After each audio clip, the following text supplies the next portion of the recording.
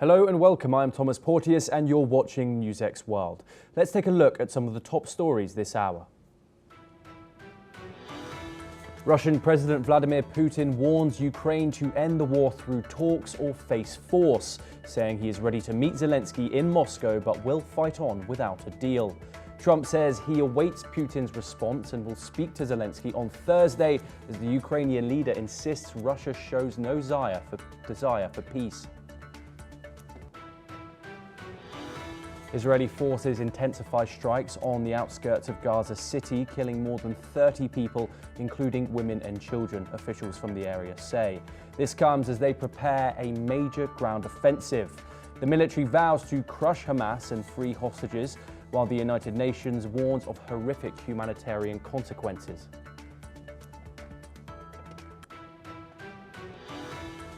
Meanwhile, Israeli Prime Minister Benjamin Netanyahu compares anti-government protesters to fascist militias as demonstrations escalate.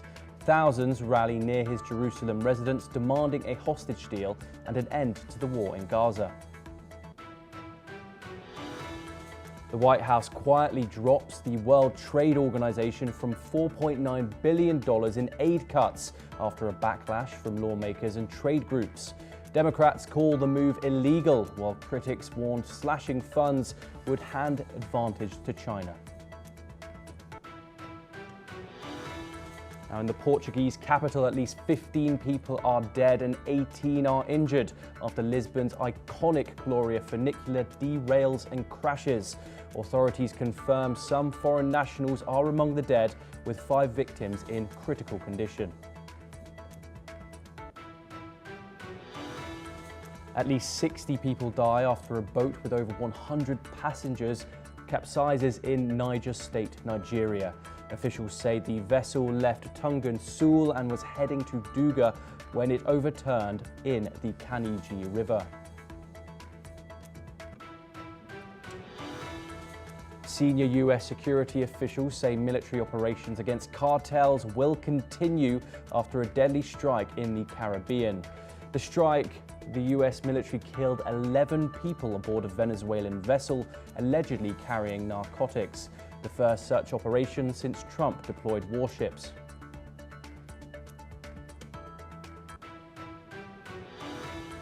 A federal judge in Boston strikes down deep funding cuts imposed by the Trump administration on Harvard University over alleged anti-Semitism and bias.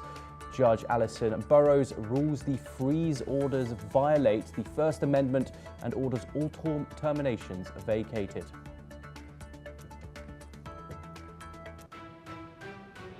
Now we start this hour in Europe, where Russian President Vladimir Putin has expressed willingness to meet Ukrainian President Volodymyr Zelensky, but only if the meeting is well prepared and leads to tangible results.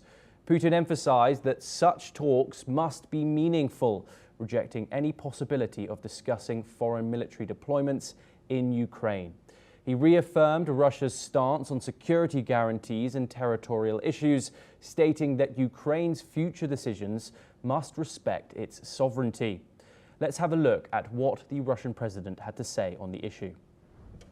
Это путь в никуда. Если просто с действующим главой администрации, так скажем, аккуратно проводить встречи. Можно, я никогда не отказывался от этого, если эта встреча хорошо подготовлена и будет вести к каким-то позитивным возможным результатам. Кстати говоря, Дональд попросил меня, если возможно, провести такую встречу. Я сказал, да, это возможно. Ну, в конце концов, если Зеленский готов, пусть приезжает в Москву. Meanwhile, Russia's foreign ministry dismissed the idea of foreign troops in Ukraine, calling it fundamentally unacceptable. Putin also warned that Russia would continue its fight if no peace deal is reached. We're now joined by Professor Veselin Popovsky. He is a professor and the Vice Dean at Jindal Global Law School. He joins us live from New Delhi. Professor Popovsky, always a pleasure to talk to you on this topic. Putin says that he is willing to meet the Ukrainian President Zelensky only if it produces tangible results and it is well prepared. What does he mean by this? very interesting to comment on Putin, because everything he says is a manipulation or lie. Well, to be well prepared, but Russia doesn't do anything for that meeting to happen and for that meeting to be well prepared. Russia continues to fight, to bomb cities in Ukraine. So first and foremost, if Russia stops the fire and come with a kind of a feasible, meaningful plan, then there will be a meeting. But see, Putin is talking something, but he doesn't mean anything. Everything Putin says doesn't mean anything. I will say even more. Even if Putin signs a peace agreement today, that signature will mean nothing tomorrow. Russia did sign the Budapest Agreement in 1994, which is security guarantees for Ukraine to surrender its nuclear facilities. And many other countries signed that Budapest Agreement. Everybody else comply with that agreement. Russia did not. Zelensky is not asking anything surprising. Zelensky is saying in 1994, you gave us security guarantees. Where are those security guarantees? I'm not asking any centimeter more from what has been agreed back in 1994. Security guarantees for Ukraine. Russia violates every signature it puts on any paper. And for that matter, it's I'm very amused to comment on Vladimir Putin when he say anything. Yes. He say why Zelensky doesn't come to Moscow. I will say why Putin doesn't go to Kiev or to any other of the 140 countries in the world. Because he will be arrested at the airport. It's very clear. Professor Popovsky, do stay with us as we continue to discuss Europe's defining crisis. We now move over to the United States, where President Donald Trump has said he has no direct message for the Russian president, adding that Putin knows where he stands. Trump warned that if he's unhappy with Putin's response, quote, "You'll see things happen." Trump is set to speak with the Ukrainian President Zelensky to discuss the ongoing conflict on Thursday. Speaking about the war, Trump expressed concern over the high death toll, noting that nearly 8,000 people, both Russian and Ukrainian soldiers, died last week. He said strong actions have been taken, but stressed the human cost of the conflict. Trump's next steps will depend on Putin's decision. Let's listen in to what the US president had to say. I have no message to President Putin. He knows where I stand, and he'll make a decision one way or the other. Whatever his decision is, we'll either be happy about it or unhappy. And if we're unhappy about it, you'll see things happen. We're once again joined by Professor Popovsky. Professor, we have seen a roller coaster when it has come to Donald Trump's stance on this conflict. One never knows or can know where he does stand or where his loyalties lie. However, what he has stressed consistently is the fact that lives are constantly being lost in this war. Donald Trump's stance once again seems to have soured towards Vladimir Putin, saying that you'll see things happen if Putin's response is unsatisfactory. What do you make of the US president's stance now on Moscow? Again, Thomas, it's another comedy to comment. To comment on what Donald Trump said. You expressed it very well, by the way, calling it roller coaster. Nobody knows. Even Donald Trump doesn't know what he means when he talks. But I hope over time, to get serious now, is that there is a growing realization in the White House on what's going on. That Putin is a total liar and cannot be really trusted on any word, on anything. And I hope that realization will bring finally, after 8 months, into some sanctions on Putin. And this should come as soon as possible. Freezing the funds of the Russian, any Russian assets abroad should be frozen.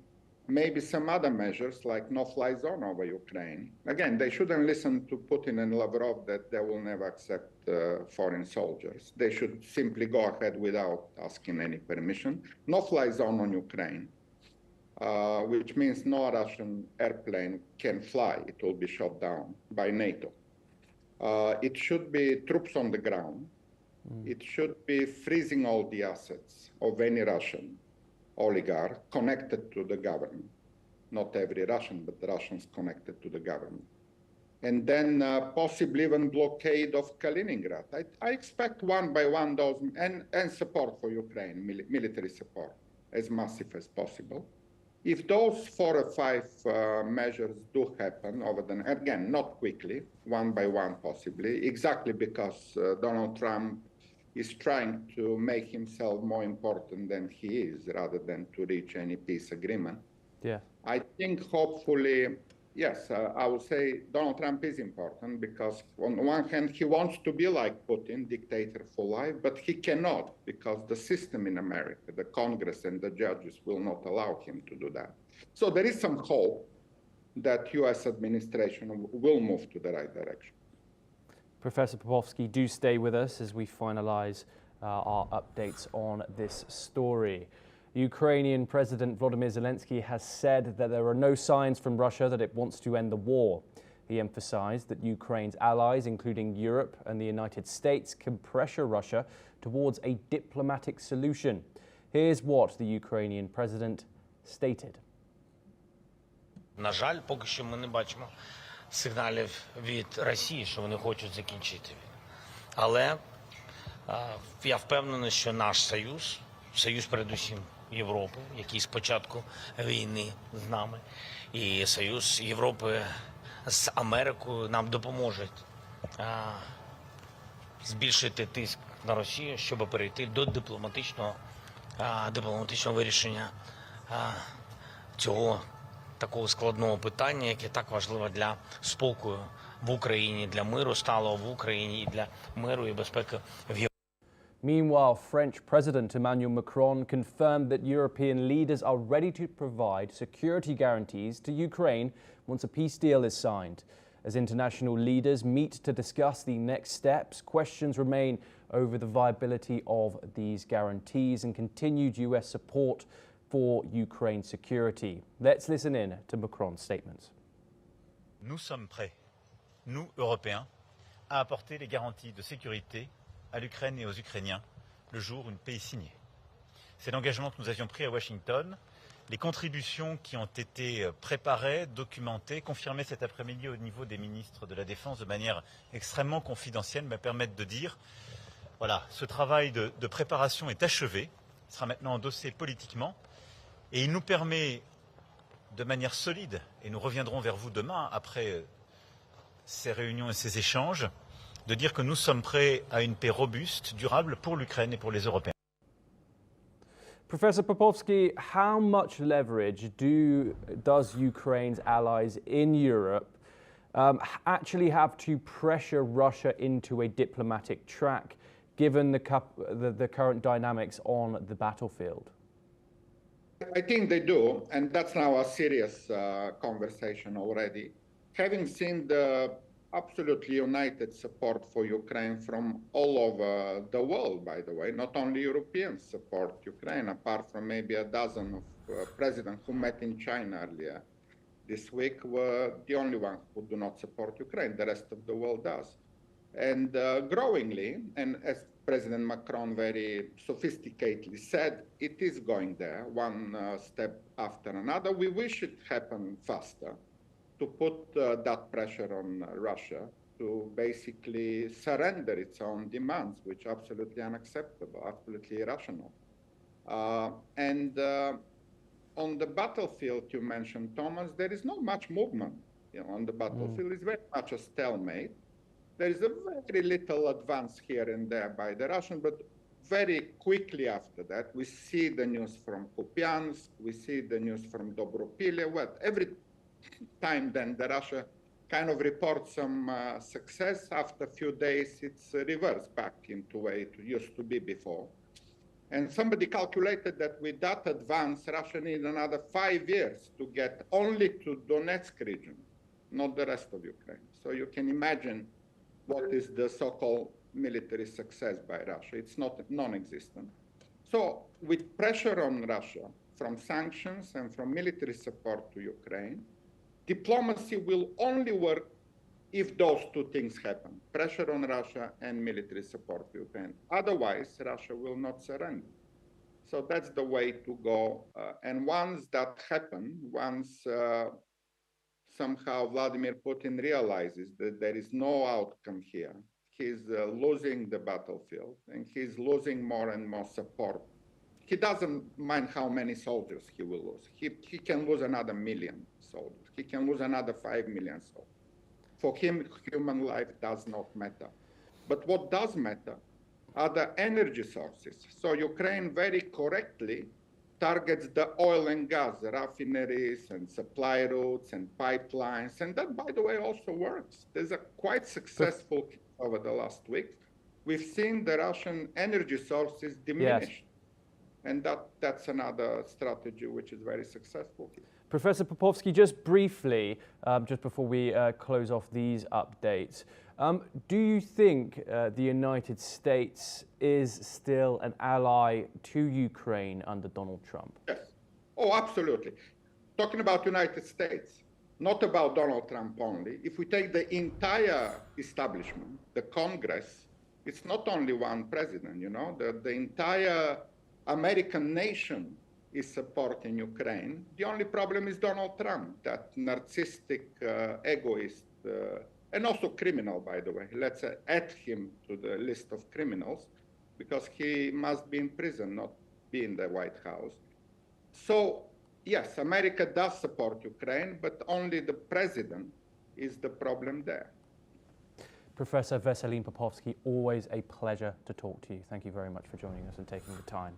We now move over to the Middle East for our next story, where Israeli Prime Minister Benjamin Netanyahu has slammed protesters who are rallying in Jerusalem and across the cities in Israel, demanding a hostage deal and an end to the war in Gaza.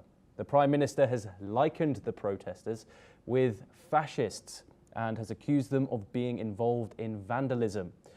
Protests are intensifying in Israel, especially by the family members of the hostages who demand immediate ceasefire and the return of their family members. Meanwhile, Prime Minister Netanyahu is planning to expand the Gaza offensive in the westward side of the Strip. Earlier, the Israel Defense Forces dropped leaflets asking the residents to move south. Israeli forces are intended to put more forces on the ground. Let's listen in to what the Prime Minister of Israel had to say. אתם מדברים על דמוקרטיה? אתם מדברים ומתנהגים בדיוק כמו פשיסטים. בדמוקרטיה, הפגנה זה דבר לגיטימי. אבל מה שקורה בהפגנות הממומנות, המאורגנות, הפוליטיות נגד הממשלה, שהן פרצו כל גבול. These protesters have gathered near the residence of the Prime Minister as the protests intensify. Let's listen in to some of their statements. והיום מה הוא אומר, אני שומע עכשיו שהוא קורא לנו פלנגות. אנחנו פלנגות, אתם מבינים? תתבייש לך ראש הממשלה, תתבייש לך. אני לא אתן לך להחזיר אותו בשקית! בושה תתבייש! איך אתה יכול לראות אותו גוסס ולא לעשות כלום? זה שואה! זה במשמרת שלך! תתבייש, תתביישו! אנחנו כאן כי הייתה קריאה של משפחת החטופים וגם בלי הקריאה שלהם היינו באים כדי שישחררו את החטופים, כדי שהממשלה המושחתת שלנו וראש הממשלה המושחת ילכו כבר הביתה. אנחנו נעשה את הכל עד שזה יקרה, וזה ברור שזה יקרה. זה רק שאלה של זמן, והם ילכו והכל יהיה טוב בסוף. We are now joined by Shruti Dasgupta. She is an international affairs expert and she joins us live from New Delhi. Shruti, as always, a pleasure. A lot to unpack here. Let's first start with the statements that Netanyahu has been saying about his own residents. We've seen thousands of people march across Tel Aviv and other cities in Israel. Of course, Israel brands itself as the only liberal democracy in the Middle East, in the region. And he has branded these people who have come out and protested against his government as, quote, fascists. What does this reveal about the growing domestic pressure for the Israeli Prime Minister? Greetings, Thomas, to you and your viewers. Unfortunately, the term that he's using is coming from the fact that the protesters decided to light a ring of fire 100 meters around his residence. And that is the threat that he's calling out as fascist, and a threat not only to himself but to his family members and the Israeli security forces that seem to surround him. So that is where his angst is stemming from. The internal domestic politics is very, very skewed right now. The opposition is gaining more and more momentum because they've decided to put hostages first and Hamas later on. And this is what most of Israelis and the reservist forces themselves are asking Netanyahu and his coalition government to consider, that please do not continue your Operations Gideon's Chariot Part 2, where you walk into the rest of the Gaza city and try and occupy as much as you can of the Gazan land. And in return, you will end up pushing the Hamas to pull the final plug on the lives of the remaining live hostages. So people want their dead back. They want their, if there is a chance, a small sliver to get even a single live hostage back from Hamas, they don't want to let it go. And they are demanding that Netanyahu bend a little on his rules and get this accomplished first. But Netanyahu and his team have decided that they want a complete transfer of hostages, not a piecemeal deal where a small section is released and then the next set of ceasefire goes through.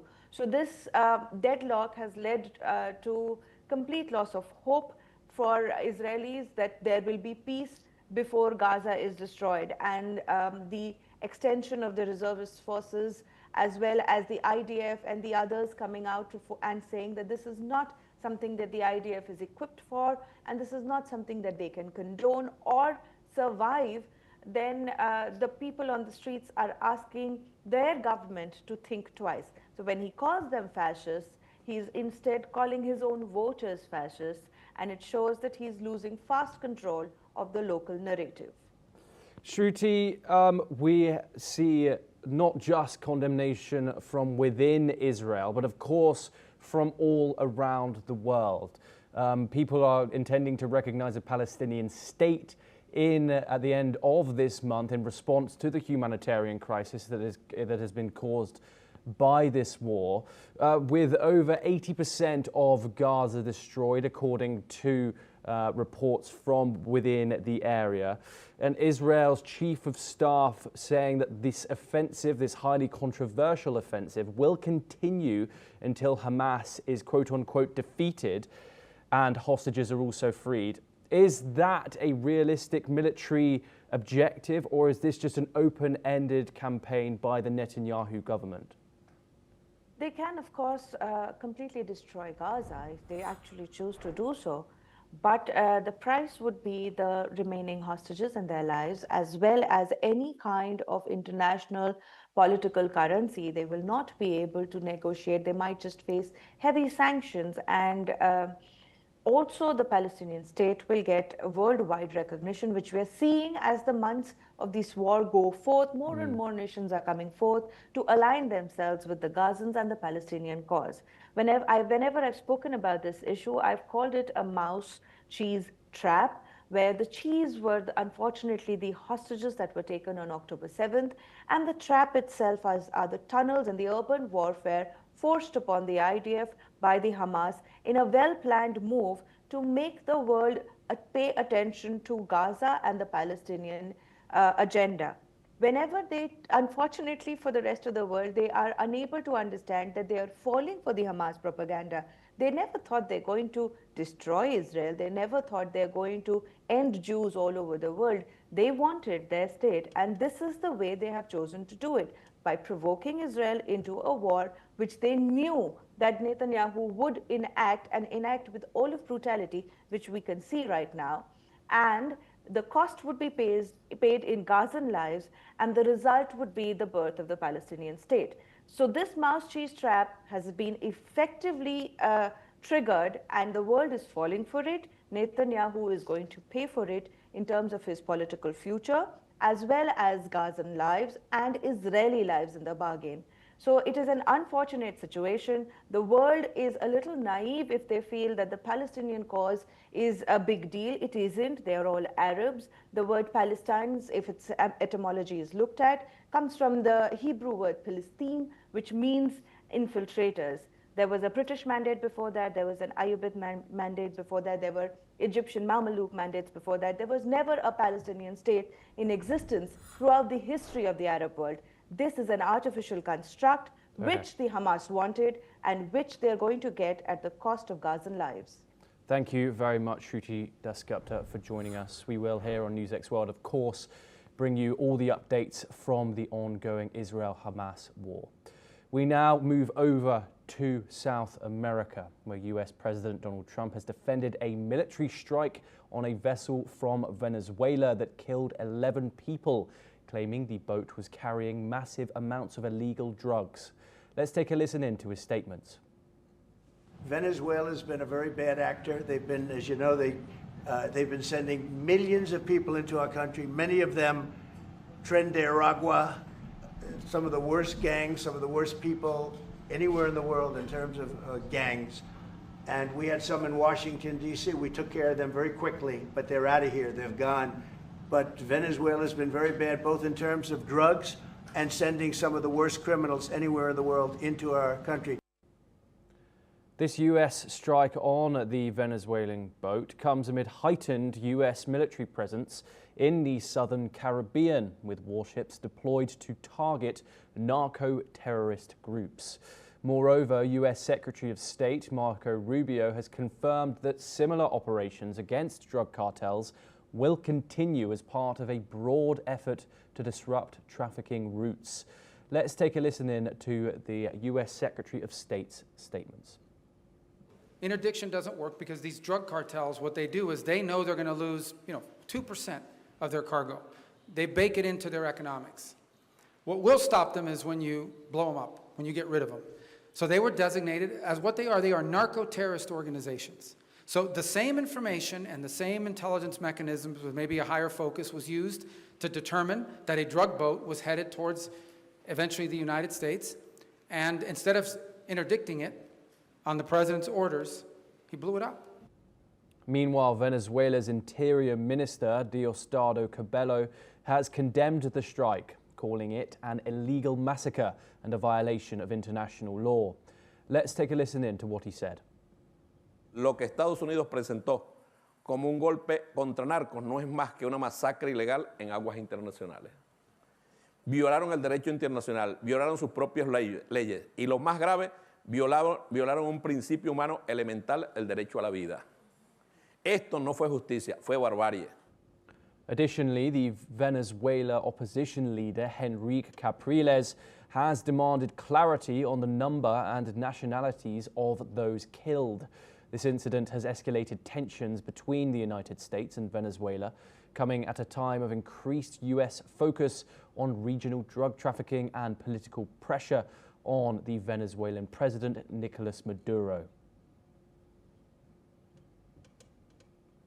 Now we turn to Europe, where in Lisbon, Portugal, a tragic accident has left at least 15 people dead and 18 injured after the Gloria funicular rail car derailed on last night's evening.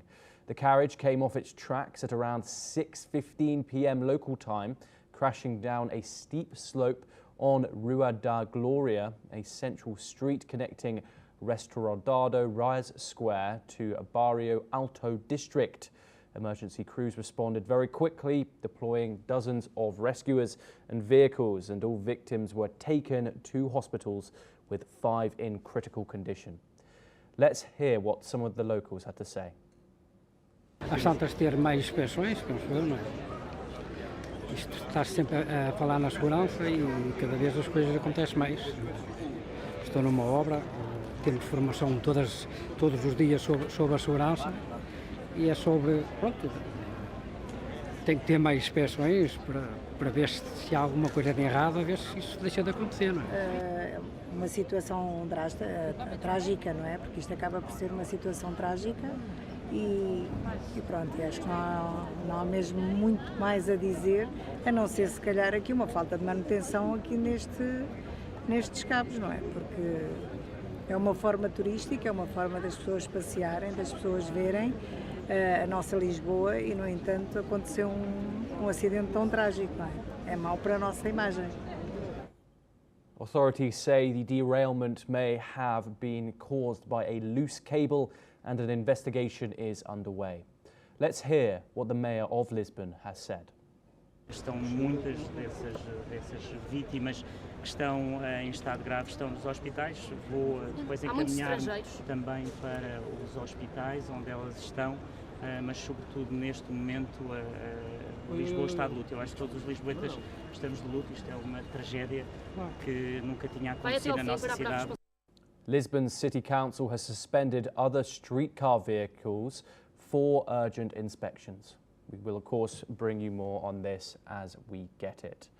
Well, that is all that we have time for, but we will continue to bring you more news updates from around the world.